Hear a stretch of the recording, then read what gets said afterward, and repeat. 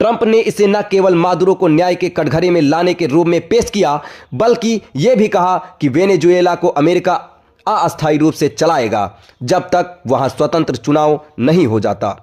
अन्य रिपोर्टों के अनुसार उन्होंने यह भी संकेत दिया कि अमेरिकी तेल कंपनियां वेनेजुएला की तेल उद्योग में भूमिका निभाएंगी, जिससे तेल संसाधनों पर नियंत्रण कर सवाल उठता है। विश्लेषकों का कहना है कि ट्रंप की यह नीति अमेरिका फर्स्ट के ज्वलंत एजेंडे को नए तौर पर परिभाषित करती है, जहां अमेरिका न केवल आतंकवाद या नशीले कारोबार बल्कि राजनैतिक शक्ति और संसाधन नियंत्रण के लिए सीधे हस्तक्षेप कर रहा है।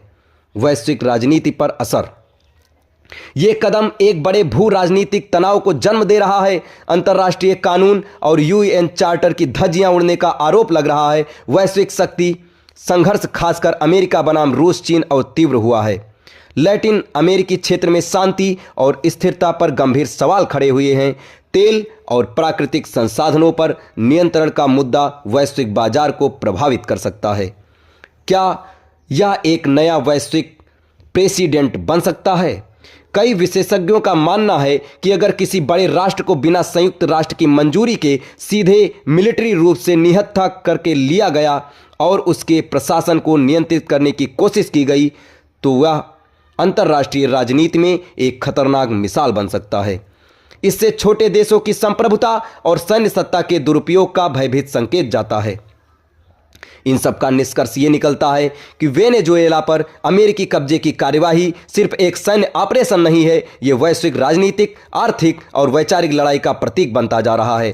ट्रंप के बयान और अमेरिकी की शैली ने यह दिखा दिया कि अंतर्राष्ट्रीय स्तर पर शक्ति गतिशील कैसे बदल रही है और ये बदलाव क्या वैश्विक नियमों और अन्याय के साथ मेल खाता है, ये अभी विवादित है। एक देश के भीतर राजनीतिक विभाजन के साथ दुनिया भर के देशों की प्रतिक्रिया ने स्पष्ट कर दिया, ये सिर्फ वेनेजुएला का मुद्दा नहीं रहा, बल्कि ये दुनिया भर के संप्रभुता, शक्ति संतुलन और भविष्य के अंतर्राष्ट्रीय मानदंडों का बड़ा सवाल बन गया है।